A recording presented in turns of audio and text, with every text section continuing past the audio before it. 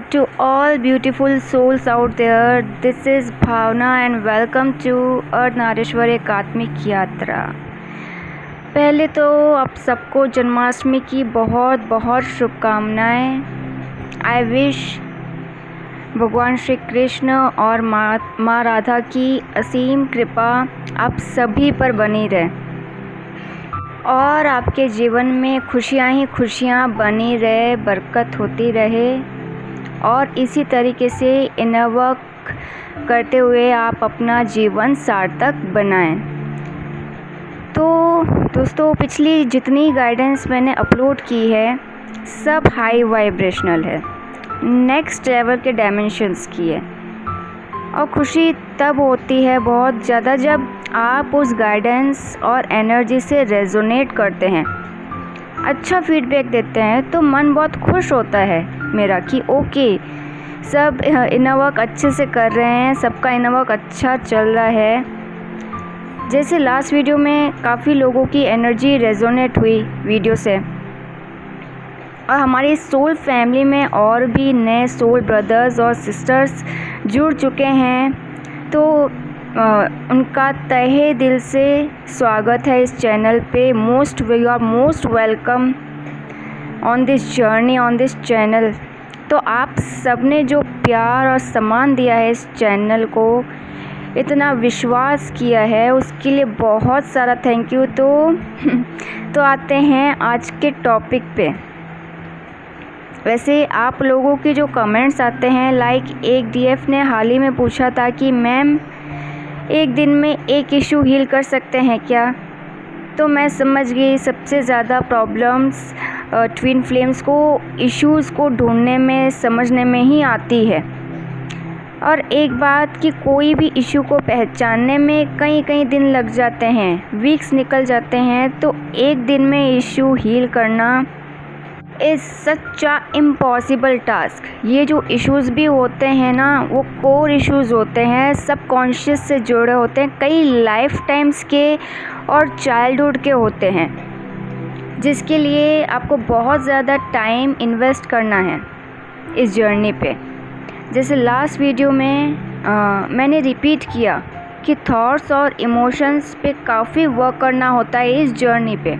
Negative thoughts, manipulating thoughts, over emotions कब उठ रहे हैं, क्यों उठ रहे हैं, वजह क्या है उनके पीछे, और क्या कुछ स्पेसिफिक लोग ही हैं एक गिने चुने जो आपको ऑलवेज़ ट्रिगर करते हैं।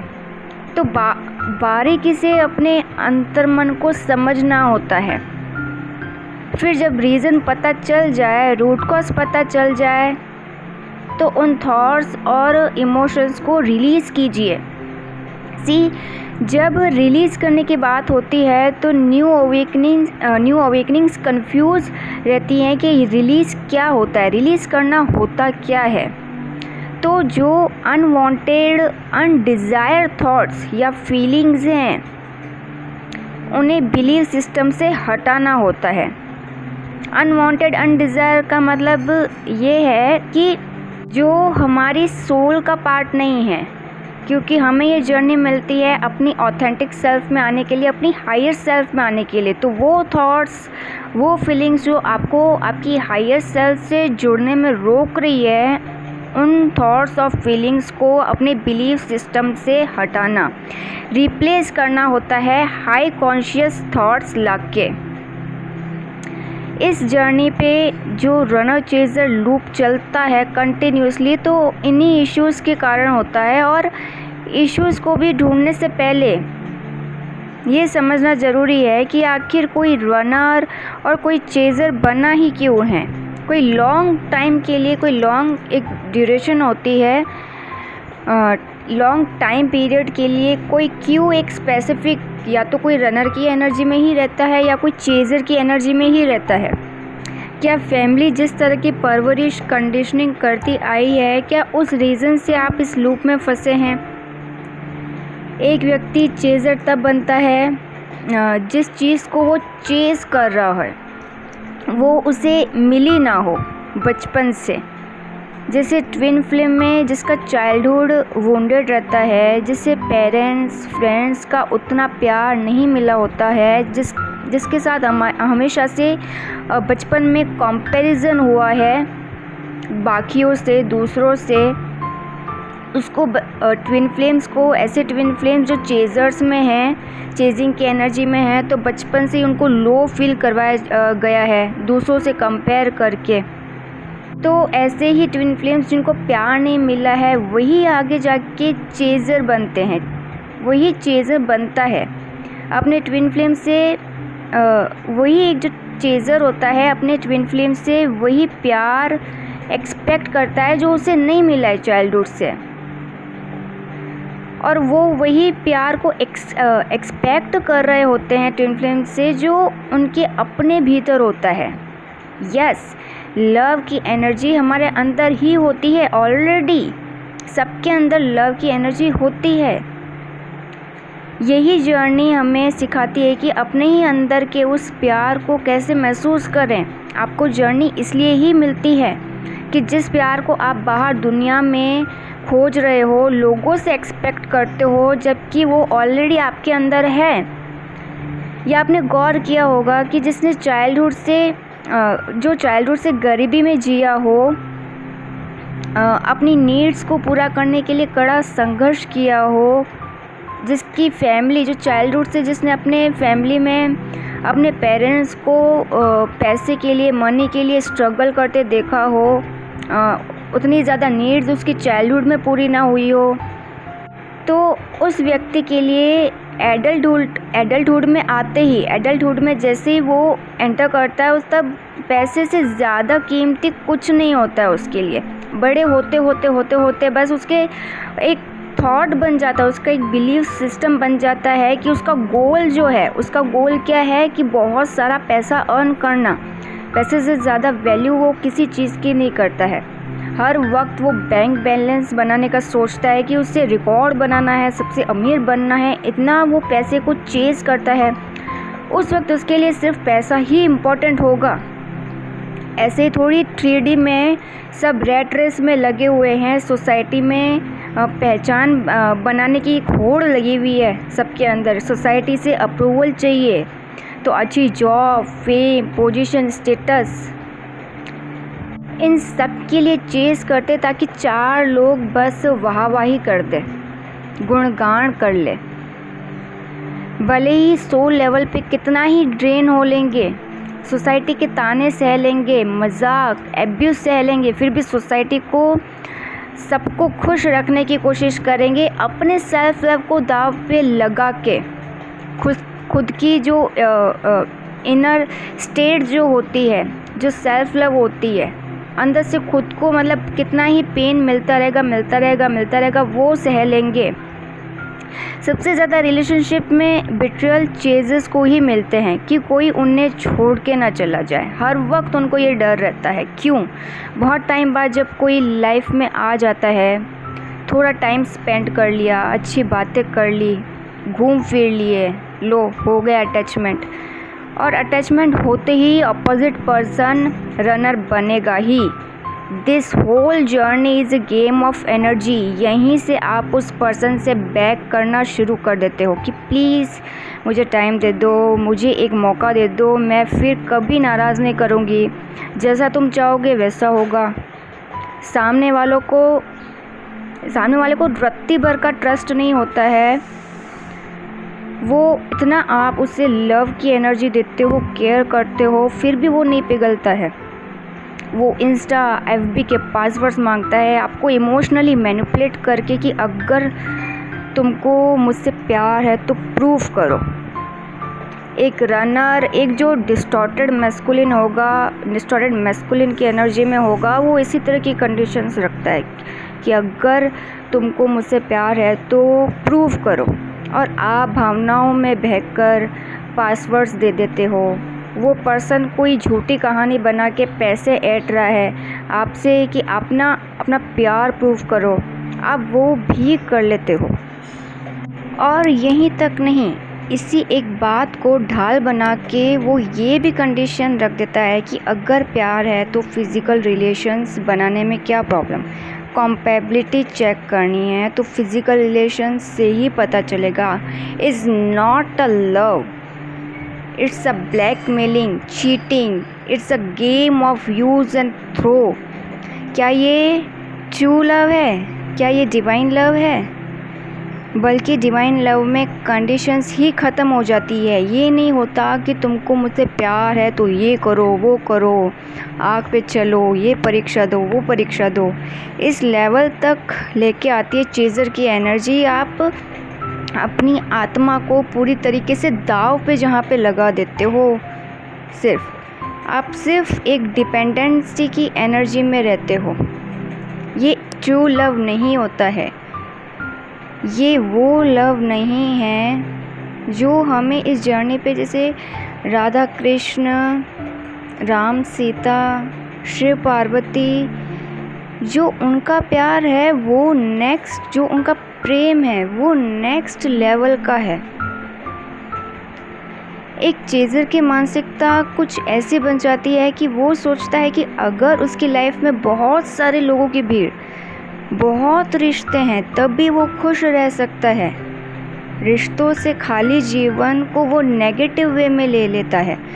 और चेज़र्स की लाइफ कुछ इसी तरह की होती है बचपन से, जहाँ उन्होंने हर वक्त खुद को अकेला महसूस किया होता है। और इस अकेलेपन को लेके उनको ये लगता है कि बहुत सारे लोगों से रिश्ते उनके बन जाएंगे तो ये अकेलापन भर जाएगा। पर ये सत्य नहीं है।